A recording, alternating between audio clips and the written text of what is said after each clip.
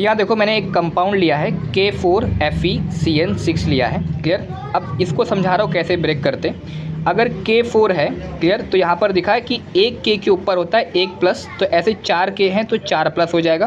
Clear. और इस वाले पे ऊपर आ जाएगा -4 का चार्ज आ जाएगा। क्लियर। अब आपको फिर क्या करना है कि आपको पहले इलेक्ट्रॉनिक कॉन्फ़िगरेशन लिखना है। किसका लिखोगे यहाँ पर? Central metal atom. ये आपका सेंट्रल मेटल एटम है। इसका एटॉमिक नंबर आपका 26 होता है। इसको आप कंडेंस फॉर्म में लिख सकते हैं। यहाँ पर ऑर्गन, यहाँ पर 3d6 और ये 4s2 हो जाएगा। क्लियर। अब फिर क्या करना है आपको? ऑक्सीडेशन स्टेट निकालना है। किसका निकालना है? सेंट्रल मेटल एटम का। कैसे निकलेगा? दिख रहा है ये एक ब्रैकेट के ऊपर -4 का चार्ज है, इसको मैंने पहले ब्रैकेट में पुट कर दिया, और एक ब्रैकेट को आपको दूसरे ब्रैकेट से माइनस करना है। तो एक ब्रैकेट के ऊपर -4 है, और यहाँ पर ये जो दूसरा वाला ब्रैकेट है ना, ये वाला सेकंड वाला ब्रैकेट, इसमें आपको रखना है लिगेंड का चार्ज। मतलब एक CN के ऊपर होता है -1 का चार्ज। ऐसे 6 लिगेंड है, मतलब 6 CN है, तो एक के ऊपर -1 है तो 6 के ऊपर कितना है हमारे पास? 6 हो जाएगा। यहाँ पर मल्टीप्लाई कर दो, और दोनों को माइनस करने के बाद आपको क्या मिल जाएगा? यहाँ पर +2 मिल जाएगा। अब ये जो +2 वाला है, इसको आप लिखो किसमें? Fe+2 के फॉर्म में लिखो। तो ऑर्गन लिखोगे यहाँ पर 3d6 लिखोगे और 4s0। क्यों 4s0? क्योंकि यहाँ पर कि एक Fe के ऊपर आ चुका है, +2 का चार्ज आ चुका है, तो उसने क्या किया रहेंगे? 2 इलेक्ट्रॉन डोनेट किए रहेंगे। तो वो पहले कहाँ से निकालेगा? 2 यहाँ से निकालेगा, S ब्लॉक से। अगर सपोज इसके ऊपर +3 होता तो 2 यहाँ से निकालते, 1 यहाँ से निकालते हमारे पास। बात समझ में आ गई? क्लियर। अब यहाँ पर देखो, अब आपको पहचानना होगा कि हमारे पास कौन सा स्ट्रॉन्ग लिगेंड है, कौन सा वीक लिगेंड है। स्ट्रॉन्ग लिगेंड जो होते हैं वो इलेक्ट्रॉन को पेयर अप करते हैं, और जो वीक लिगेंड होंगे आपके, वो इलेक्ट्रॉन को पेयर अप नहीं कर पाते। क्लियर। अब स्ट्रॉन्ग लिगेंड कौन से होंगे?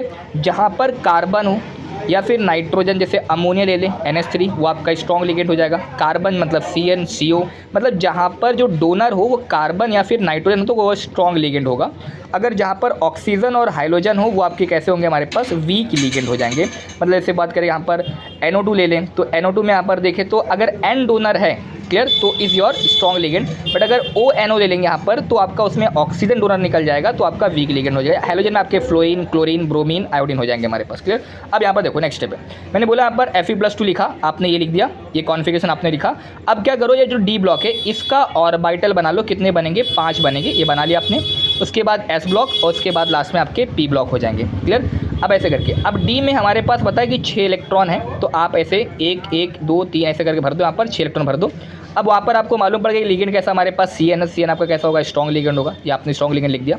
अब ये Fe+2 का फिर से लिखो, यहाँ पर एक वापस बॉक्स बनाओ किसका? D ऑर्बिटल का, और S का और P का। तो यहाँ पर देखो D में कितने हमारे पास? 6 भरे थे। क्लियर। अब मैंने क्या किया, अगर स्ट्रॉन्ग लिगेंड था तो ये जो इलेक्ट्रॉन है ना, ये इसको क्या कर दिया? इसने पेयर अप कर दिया। ये वाला इसमें डाल दिया और ये वाला इसमें डाल दिया, तो पेयर अप हो गया आपका। और यहाँ से 2 जगह खाली हो चुकी, ये दोनों जगह। क्लियर। जब ये इलेक्ट्रॉन इसमें चले गए, इसमें चले गए, तो ये 2 जगह खाली हो गई। अब मुझे ये तो 2 जगह खाली हुआ, इसमें इलेक्ट्रॉन भरने किसके? वो लिगेंड के। आपको पता है हमारे पास CN कितने थे? 6 थे। तो 6 का मतलब एक CN क्या करता है? 2 इलेक्ट्रॉन देता है। तो ऐसे 6 CN है तो 12 इलेक्ट्रॉन देंगे। देखो एक CN का 2 इलेक्ट्रॉन इसमें डाला, एक CN का इसमें 2 इलेक्ट्रॉन डाला, से 4 हो गए, फिर 6 हो गए, और फिर 8 10 और 12। मतलब इसके बाद D आएगा, D के बाद S आएगा, फिर P आएगा। अगर P के बाद अगर फिर होता तो हमारे पास यहाँ पर हम बनाते D ऑर्बिटल बनाते हैं हमारे पास। क्लियर। तो हमें मिल गया कि हमने लिगेंड के इलेक्ट्रॉन कहाँ का भरे? इसमें भरे। देखो एक D इसमें भरा, एक इसमें भरा, तो ये D2 बन गया, और एक S में भरा है, और ऐसे 3 P में भरे, तो क्या बन जाएगा? D2sp3 बन जाएगा। इसका क्या? हाइब्रिडेशन स्टेट बन जाएगा। और इसकी ज्योमेट्री क्या बन जाएगी? ऑक्टाहेड्रल। और ये ऑक्टाहेड्रल का हमारे पास क्या हो जाएगा? शेप ज्योमेट्री हो जाएगा, शेप हो जाएगा हमारे पास। क्लियर।